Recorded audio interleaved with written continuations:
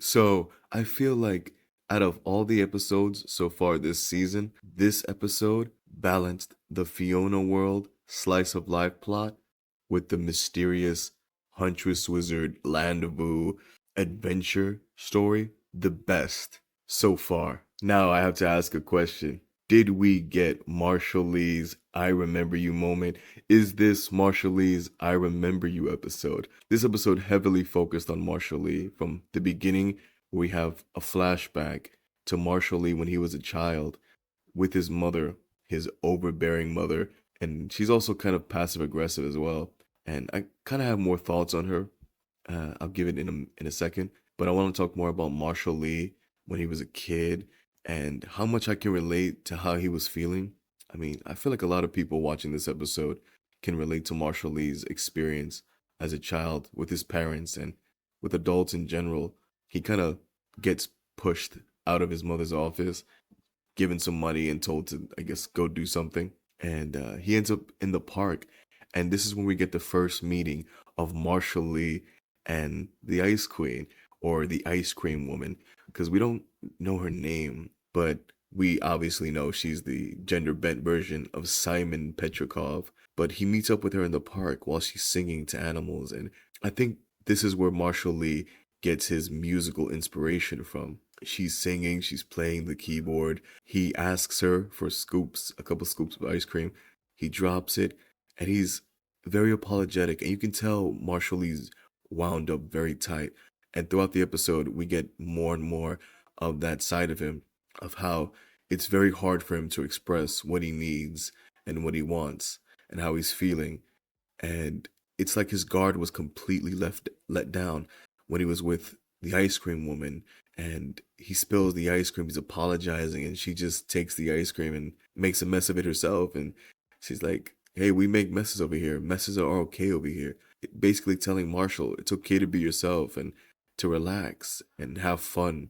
With his mother, you can tell whenever he tried to do something to preoccupy his time that he was interested in, she was very uptight about it and she was very controlling. Marshall had a very, very controlling mother throughout his childhood, and it was actually very sad to see, especially if you can relate. Another big thing that I could relate to, and I think most people can relate to, is when we get the whole dynamic of Marshall and Gary. Marshall's living with Gary. They moved in together. They're trying to find a balance, and you can tell Marshall's very uncomfortable. Even in this episode, when Gary invites Marshall to meet his parents, you can tell Marshall is just like, it's hard for him to really disappoint people by letting them know that, hey, this is not really comfortable with me. Like, I don't feel comfortable doing this. He's never really had that experience throughout his childhood and throughout his life. When he's in the apartment with Gary, for example, Gary asks him for some help with baking, gives him a huge chunk of chocolate, asks him to chop it up. And Gary, he's very passionate about his craft. He's a baker, he's a chef, he's an artiste. So he's very passionate about what he does, and can that passion can kind of come across as, kind of controlling and maybe a bit hard to deal with. And we notice in this episode that the situation in the kitchen with Marshall and Gary kind of reminds Marshall of when he was a child and his mother would be so very anal about what he did and how he dressed and all that. So it took him time throughout this episode to be able to communicate that with Gary. And they end up going to meet his parents. Marshall and Gary, they end up going to see his parents, and it really also kind of reflects the differences in lifestyle and upbringing that they both had. When we go to the apartment and we see Gary's parents are the most sweetest, warmest people. They care so much about him. You can tell Marshall's looking at this and he's seeing like something that he didn't really have as a child, where the parents are very receptive and caring and interested in what their children are interested in. Very loving parents.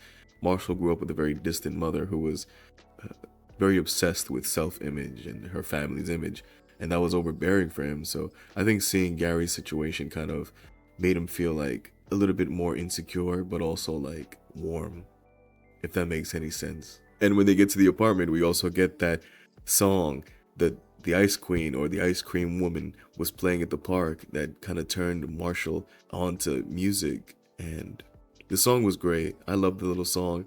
I think I wanted it to go a little longer. I wish there was more of a kind of I remember you moment. Like I'm kind of thinking that this was their I remember you moment with the keyboard, and some of the lyrics too kind of mirrored, but not exactly, if that makes sense, the I remember you song. But I tried to take that moment in because I knew that song was going to be like a feels, hit you in the feels. And it kind of did, actually. This whole episode did, especially with the Gary Prince and Marshall Lee stuff. I know a lot of people are not really interested in the slice of life portions of these episodes, and they think the pacing might be a bit off, but I've kind of been sitting back and enjoying the characters and enjoying the slice of life, relatable stories.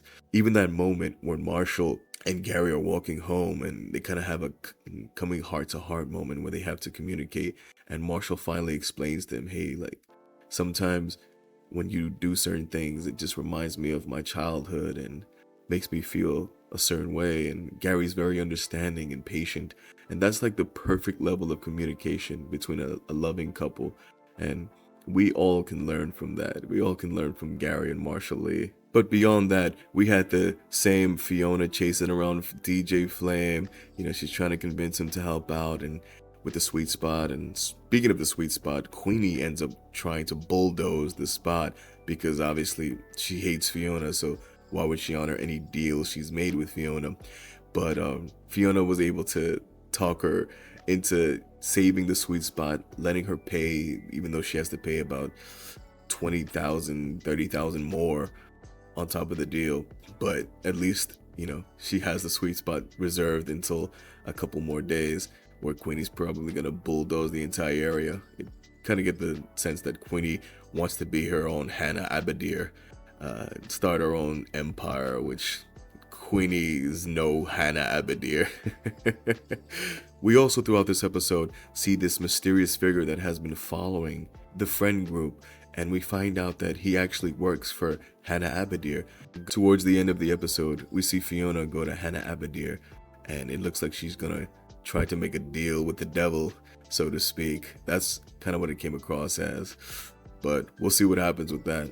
Now, the other portion of this episode, which I'm sure most fans are even more interested in, with the Huntress Wizard, Land of Woo, Finn in danger, mystery side, plotline. We actually see Huntress Wizard team up with Cake the Cat to go into the tree that Fiona pointed her to, the tree that Finn and Jake lived in. And when Cake and Huntress kind of go into the tree and merge together, they end up going to different timelines and seeing different flashbacks, and also to different worlds and seeing so many different things. Very butterfly effect themes in this episode. Even Cake makes mention of this at some point during the episode when she smashes a spider, and she also ends up smashing the butterflies too. So it's like she's going both ways with the whole trying to save the future and destroying the future. And Huntress actually tells her, it doesn't matter. But who knows? We'll actually have to see what happens with that in the next episodes. But besides Huntress and Cake bouncing from different worlds and different timelines, there really wasn't much explained with the tree and the river. I feel like we didn't get much explanation as to how is this going to help Finn, and how is this going to help Huntress get back to the Land of Woo that she's looking for, because obviously she's trying to get back to Finn. And speaking of the Land of Woo, we have a short scene where we get to see Marceline and Simon and Bubblegum make the wish with the demonic wishing eye. And obviously this magic is terrible. I mean, I love you, Simon, but you would think by now Simon would have learned his lesson dealing with ancient artifacts and weird magic, especially demonic magic. But they make the wish to help Finn get better, and it actually ends up being kind of like this, be careful what you wish for moment, because not only did the wish not work, it kind of looks like it made things worse, actually. Now, I have to say, I really enjoyed seeing Huntress team up with Cake. I really enjoyed seeing them go to these different worlds and different timelines. I love the flashback scenes. I love the future scenes. It builds up the mystery and also gives us more development on the characters that we know and love. And we get to see more of their backstories, even if it's just for a little bit. And it also builds up some storylines with Hannah Abadir and stuff like that. But I will say, I have to admit, I think this episode, the slice of life, Marshall Lee, Gary stuff, kind of captivated me a little bit more. I think it was because the themes and the communication and all the relatability, even that scene when Marshall's talking about how, like, when you're a child and adults are supposed to be there for you, or they claim to be there for you, but then ghost you. That's like every child that's grown up with parents that were distant, or maybe they lost their parents at an early age, made a connection with different adults throughout their life. You know, when you're a child, you really want that attention from adults in your life. You really want that love and that care. So that's very relatable. I think I really enjoyed the slice of life stuff even more than the Huntress Wizard stuff, but not by much, because I really do feel like this Huntress Wizard stuff has deeper meanings and really kind of set up so much. There's so much to unpack from that river and the tree, the house tree, Finn and Jake's house being the catalyst for so much more to come. But let me know your thoughts on this episode. Do you agree with me? Did you enjoy the slice of life stuff just a little bit more than the Landezvous mystery stuff? Or are you still on the wave of, you know, I just want to skip this slice of life stuff and get straight to this adventure plot? Let me know in the comments. Like, subscribe, and I'll see you for the next review. And any other news that happens within the Fiona and Cake universe, subscribe for updates. Thank you for watching.